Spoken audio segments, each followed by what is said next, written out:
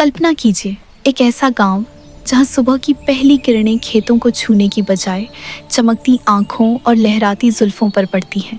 हर गली में वो औरतें, जवान, मोहक, अप्सरा सी, इतनी खूबसूरत कि एक नज़र में दिल लूट ले। वो अकेली हैं, तलाश में किसी मजबूत कंधे की। लेकिन रात ढलते ही हवा बदल जाती है। वो मुस्कानें रहस्यमयी हो जाती हैं। कहते हैं, जो मर्द इस गांव में कदम रखता है वो लौटता ही नहीं। कभी बीमारी, कभी गायब, जैसे कोई अदृश्य जाल ने फंसा लिया हो। क्या ये सुंदरता का जादू है या मौत का श्राप? दोस्तों, ये राज अभी खुला नहीं, लेकिन आज खुलेगा। अभी सब्सक्राइब करें रहस्य न्यूज़ हिंदी को, बेल आइकन दबाएं और न चूकें इस रहस्य से, क्योंकि आगे है अप्सरापुर का वो राज जो रोंगटे खड़े कर देगा। तो दोस्तों, चलिए शुरू करते हैं इस रहस्य की शुरुआत से। उत्तर प्रदेश का बुलंदशहर जिला, जहां हर तरफ हरी भरी धरती मुस्कुराती है, लेकिन इस जिले के एक कोने में छिपा है एक ऐसा गांव जिसका नाम लेते ही रोंगटे खड़े हो जाते हैं। नाम है अप्सरापुर। यहाँ की हवा में घुली है एक मीठी सी खुशबू जो दूर से ही किसी को बुलाती है। लेकिन सावधान, ये गांव सिर्फ औरतों का है, पुरुषों का नामो निशान नहीं। वो औरतें ऐसी सुंदर जैसे स्वर्ग से उतरी हों। हर शाम वो नदी किनारे इकट्ठा होती हैं, गीत गाती हैं और दूर दराज के मर्दों की तलाश करती हैं। लेकिन रात होते ही ये गांव बदल जाता है, रहस्यों का जाल बुनता है। जो मर्द यहाँ कदम रखता है वो कुछ ही दिनों में एक रहस्यमयी बीमारी से जूझने लगता है। धीरे धीरे उसकी सांसें थम जाती हैं, जैसे कोई अदृश्य सांप ने डस लिया हो। क्या ये श्राप है या कोई पुरानी कथा? आज हम खोलेंगे अप्सरापुर का वो राज जो सदियों से दबा हुआ है। दिल्ली की एक चाय की दुकान पर राज नाम का युवा अपने दोस्तों से बात कर रहा था। राज रोमांच प्रिय और निडर लड़का था। वह उत्साहित होकर बोला, भाई सुना है बुलंदशहर के अप्सरापुर के बारे में? वो गांव जहां सिर्फ लड़कियां रहती हैं, सब इतनी खूबसूरत कि देखकर होश उड़ जाए। मर्दों की तलाश में घूमती रहती है। मैं तो जाऊंगा, क्या पता कोई अप्सरा मिल जाए। दोस्त हंसते हुए बोला, पागल हो गया है? वो गांव श्रापित है। जो भी मर्द गया वो लौटा ही नहीं, बीमारी ने खा लिया। मत जा राज। लेकिन राज नहीं माना। वो अपनी बाइक पर सवार होकर निकल पड़ा। रास्ते में खेत, नदियां और दूर दूर तक फैली हरियाली। सूरज ढल रहा था जब दूर उसे अप्सरापुर दिखा। छोटे छोटे मिट्टी के घर, फूलों से सजे आंगन और हवा में चमेली की खुशबू। गांव के प्रवेश द्वार पर एक युवती खड़ी थी, मीरा। लंबे काले बाल, गोरी चमड़ी और गहरी काली आंखें। वो राज को देखकर मुस्कुराई। उसने कहा, अजनबी, आप यहाँ? अप्सरापुर में पुरुषों का आना दुर्लभ है, लेकिन आपका स्वागत है। मैं मीरा हूँ, आइए गांव देखिए। राज का दिल तेजी से धड़कने लगा। मीरा की सुंदरता ऐसी थी जैसे किसी चित्र में बनी हो। मीरा ने उसे गांव घुमाया। हर घर से हंसी की आवाजें आ रही थीं। औरतें नदी किनारे नहा रही थीं, आंगन में नाच रही थीं। सब जवान, सब मोहक। राज मंत्रमुग्ध हो गया। उसने पूछा, ये गांव स्वर्ग जैसा लगता है, लेकिन यहाँ पुरुष कहाँ हैं? मीरा ने हल्की उदासी से कहा, पुरुष तो सालों पहले चले गए। अब हम अकेली हैं, लेकिन हम तलाश करती हैं ऐसे ही किसी को जो हमें अपनाए। रुकिए ना, आज रात, शाम को नदी किनारे गीत होंगे। राज मान गया। शाम ढली। नदी किनारे आग जल रही थी। 20-25 औरतें इकट्ठी थीं, सब राज के चारों ओर। गीत शुरू हुआ। ओरे सजना, आ जा रे। आवाजें मधुर और नृत्य मोहक। एक युवती, रानी, राज के पास आकर नाचने लगी। उसकी चाल में लहर थी, उसकी मुस्कान में जादू। राज सोचने लगा, क्या ये सपना है? रात गहराने लगी।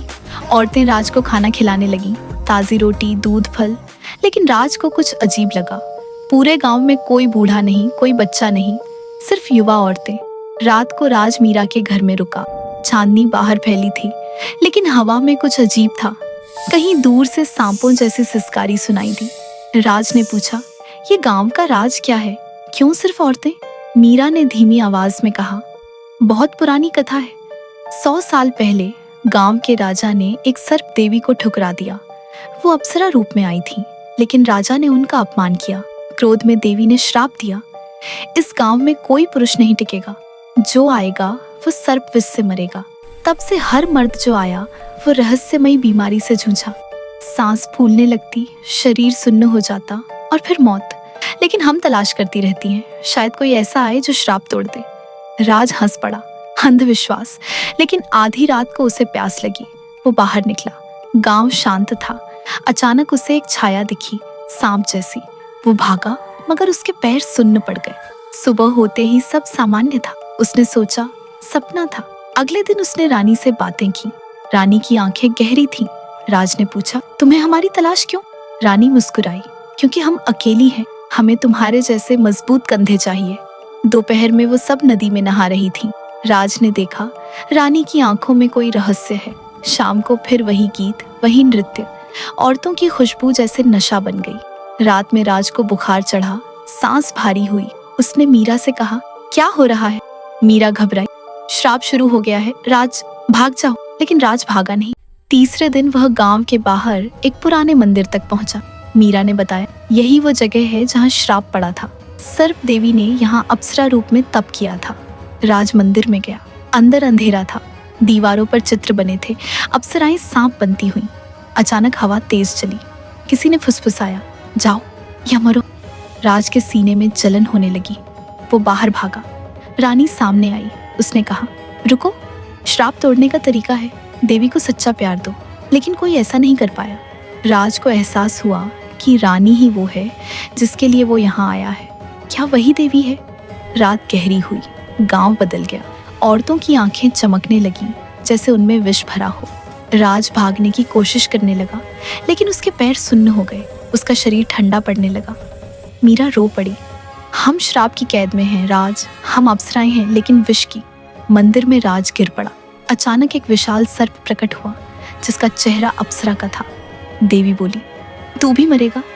राज ने चिल्लाकर कहा, मैं प्यार करता हूँ रानी से। तभी एक चमक हुई। श्राप टूट गया?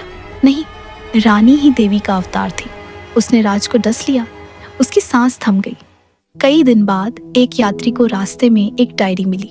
उस पर लिखा था, अप्सरापुर सुंदरता का जाल, भागो। कहा जाता है राज लौटा नहीं, लेकिन उसकी कहानी पूरे बुलंदशहर में फैल गई। लोग कहते हैं अप्सरापुर आज भी बुलाता है सुंदर औरतों से। लेकिन याद रखो, रात होते ही रहस्य बदल जाते हैं। क्या तुम जाओगे उस गांव में? कमेंट में बताओ। और अगर यह कहानी रहस्यमयी लगी तो वीडियो को लाइक करें, शेयर करें और सब्सक्राइब करें रहस्य न्यूज़ हिंदी को। और हाँ दोस्तों, रहस्य न्यूज़ हिंदी के व्हाट्सएप चैनल से जुड़ना मत भूलिए। लिंक डिस्क्रिप्शन में दिया गया है। वहाँ आपको मिलेंगे हर दिन नए रहस्य जो दुनिया से छिपे हैं, लेकिन सच्चाई के सबसे करीब हैं।